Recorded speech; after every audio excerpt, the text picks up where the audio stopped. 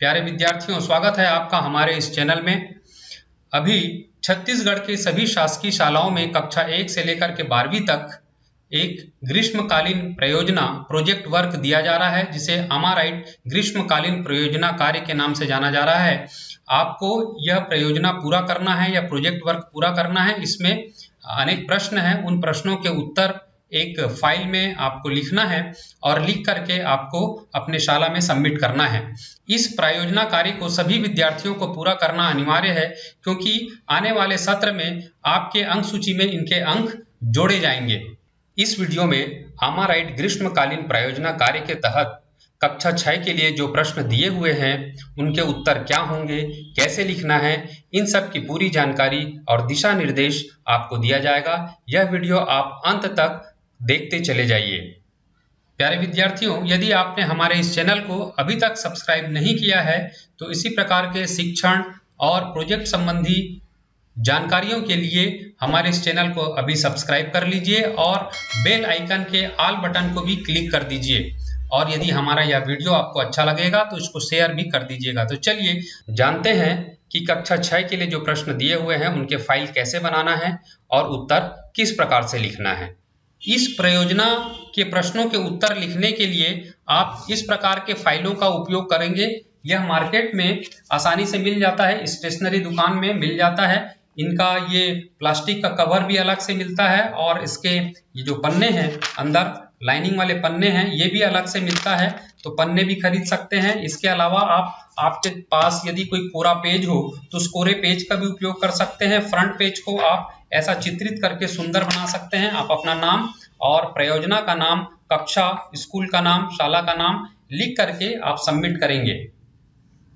आप अपने कॉपी में बचे हुए जो लाइनिंग पेज है उसका भी उपयोग कर सकते हैं। उन पेजेस को ऐसा जमा लेंगे और एक प्लास्टिक का कवर स्टेशनरी दुकान में मिल जाता है, इस कवर को ऐसा फिट करके आप अपने शाला में जमा करेंगे।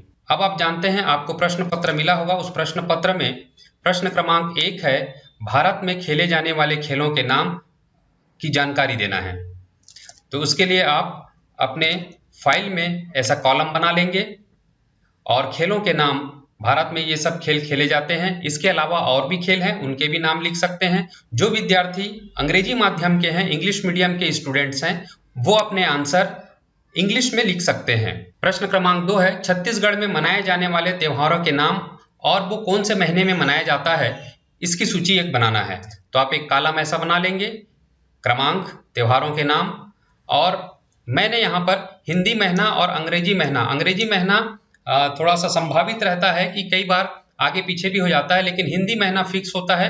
जैसे नवरात्रि 2 बार आता है, कुंवार में भी मनाते हैं और चैत्र महीने में भी मनाते हैं। होली फागुन महीने में आता है, हरेली आषाढ़ में आता है। तो इसी प्रकार से आप चाहें तो और भी जो त्योहार छत्तीसगढ़ में मनाए जाते हैं आपको मालूम है या आपके घर के बड़े कोई बताते हैं, तो उस त्योहार का नाम और उसके महीनों का नाम लिख सकते हैं। आप चाहें तो हिंदी या अंग्रेजी में से किसी एक महीने को लिख सकते हैं। ज्यादा अच्छा होगा आप हिंदी महीने के नाम को लिखें। आगे बढ़ते हैं। प्रश्न क्रमांक 3, भारत के राज्यों के नाम हिंदी और अंग्रेजी दोनों में लिखना है। तो ये इंग्लिश मीडियम वालों के लिए कंप्लीट ऐसे ही लिखना है, हिंदी में भी लिखना है और अंग्रेजी में भी लिखना है। आपके सामने सूची दिख रही है। आप यदि वीडियो देखते हुए लिख रहे हैं तो वीडियो को पॉज कर दीजिए, वीडियो को रोक करके आप लिखते चले जाइए। 28 राज्यों के नाम की सूची इसमें दिया हुआ है, ये देखिए। आगे बढ़ते हैं।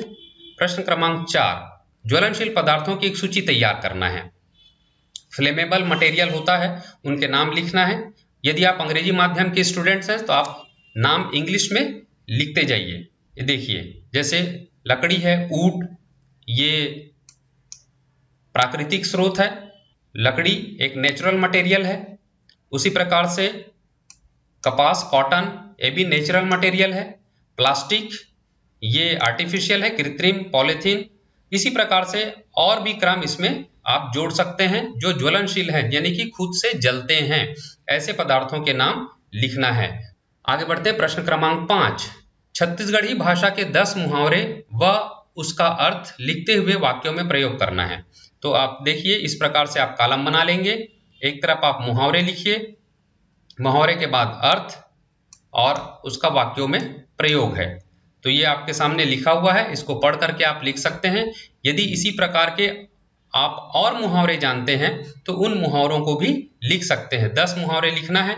ये अंग्रेजी माध्यम वाले भी इसको हिंदी में लिखेंगे।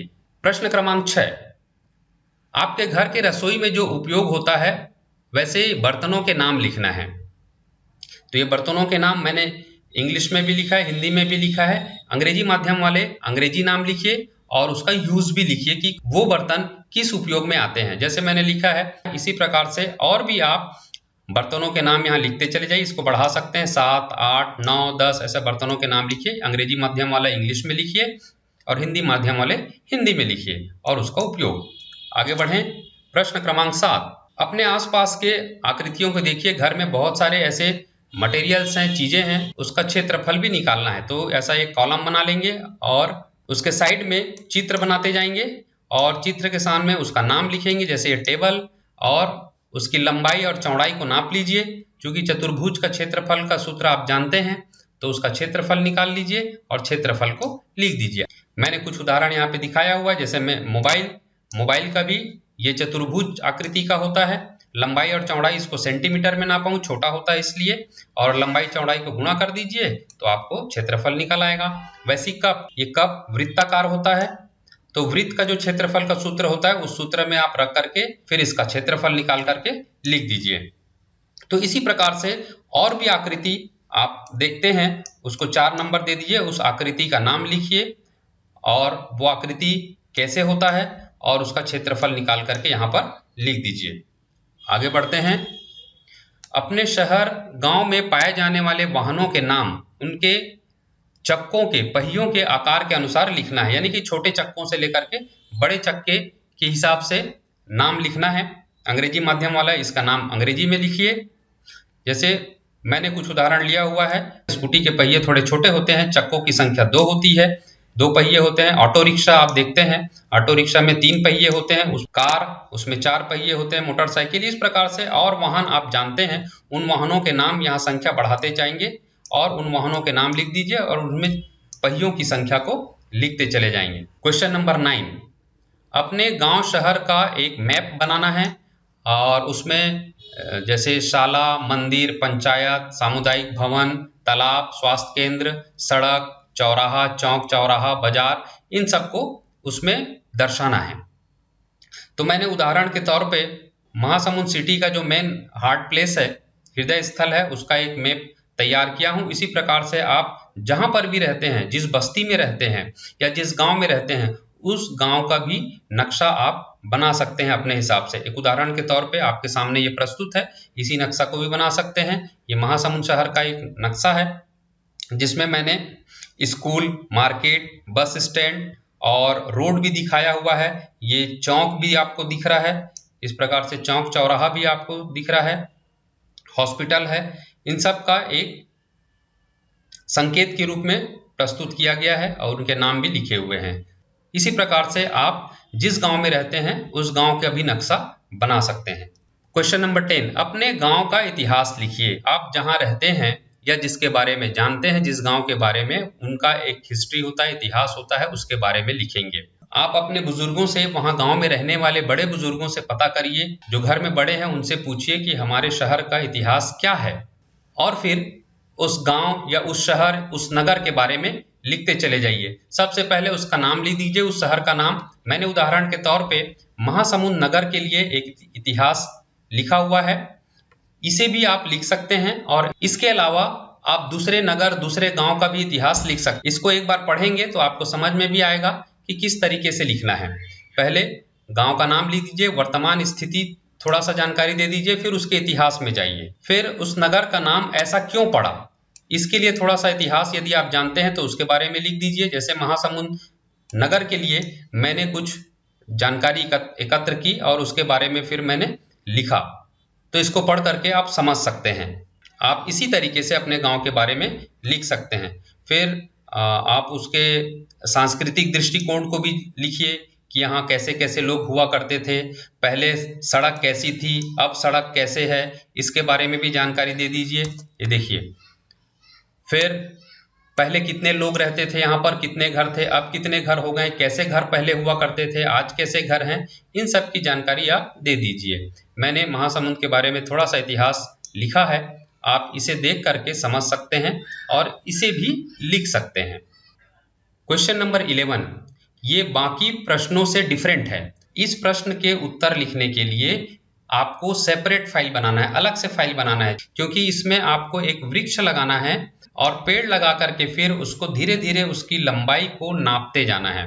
वो जो धीरे धीरे बढ़ते जाएगा, उसमें पानी डालेंगे आप, बढ़ते जाएगा, उसको नाप करके आपको लिखना है। फर्स्ट वीक में, पहले सप्ताह में कितना बढ़ा, नापने के लिए आप रस्सी का उपयोग कर सकते हैं या फिर स्केल का उपयोग कर सकते हैं। रस्सी में कैसे नापेंगे, रस्सी को नीचे से लेकर के, उनके मिट्टी से लेकर के ऊपर ऊंचाई तक रखिए, फिर उस रस्सी को ले जाकर के स्केल में रखिए, तो आपको लंबाई पता चल जाएगा। यदि पहले हफ्ते में आप उसकी ऊंचाई को नापे हैं तो यदि आपको मिला 5 सेंटीमीटर, है ना, तो यहाँ पे लिख दीजिए 5। फिर सेकंड वीक में, दूसरे सप्ताह में उसको यदि नापते हैं तो 1 सेंटीमीटर बढ़ गया तो 6 हो गया, तो 6 लिख दीजिए। तीसरे सप्ताह में ज़्यादा नहीं बढ़ पाया, हो सकता है तो और नापे आप, तो 6.5 आया, तो यहाँ पे लिख दीजिए 6.5। तो इस प्रकार से आपको उस पेड़ की ऊंचाई को नापते जाना है, कितना बढ़ रहा है करके, और यहाँ पर ऊंचाई को लिखते जाना है। तो इसके लिए आपको सेपरेट फाइल अलग से बनाना है और इस फाइल को बाद में जमा करना है। अभी वर्तमान में जो महामारी चल रहा है कोरोना, इसके बारे में है। कोरोना रोग के प्रारंभिक लक्षण लिखिए और वो लक्षण दिखने पर क्या उपाय करना है, इसको भी लिखना है। तो कोरोना के प्रारंभिक लक्षण, मैंने यहाँ पर 5 लक्षण लिखे हुए हैं। यदि आप और जानते हैं तो इस लक्षण को आप और भी बढ़ा सकते हैं। फिर ये लक्षण दिखते हैं, उसके लिए क्या उपाय करना है, वो उपाय भी मैंने 5 उपाय यहाँ पे लिखा हुआ है। इसके अलावा यदि आपके पास और भी जानकारी है तो उसे भी इसमें जोड़ सकते हैं। Question number 13, Covid care centre क्या होता है? What is Covid care centre? Corona मरीजों के इलाज के लिए 3 प्रकार के हॉस्पिटल बनाए जाते हैं उनके इलाज के लिए। एक होता है कोविड केयर सेंटर, एक होता है डेडिकेटेड कोविड हेल्थ सेंटर और एक होता है डेडिकेटेड कोविड हॉस्पिटल। तो उसमें से ये कोविड केयर सेंटर जो है वो पहला स्तर है। कोविड केयर सेंटर शासन के द्वारा बनाया गया वह स्थान है जो हॉस्पिटल में भी हो सकता है, किसी पब्लिक प्लेस को भी बना देते हैं, किसी सार्वजनिक स्थल को भी बना देते हैं, वहां पर मरीजों को रख करके उनका इलाज किया जाता है। तो मैंने कोविड केयर सेंटर क्या होता है ये लिखा हुआ है, आप देख करके लिख सकते हैं। आगे बढ़ें। क्वेश्चन नंबर 14, अपने मन से सामान्य ज्ञान के कोई 10 प्रश्न बनाइए। तो मैंने 5 प्रश्न यहाँ पर उदाहरण के रूप में रखा हुआ है। इसी प्रकार से आप और भी सामान्य ज्ञान से प्रश्न इसमें जोड़ते चले जाइए। खेलों से रिलेटेड हो सकता है, राजनीति से रिलेटेड हो सकता है, उनसे रिलेटेड कोई सामान्य ज्ञान आप इकट्ठा करिए और उनके उत्तर भी साइड में लिखते चले जाइए। आपको तरीका दिख रहा है, इसी तरीके से लिखते चले जाएंगे।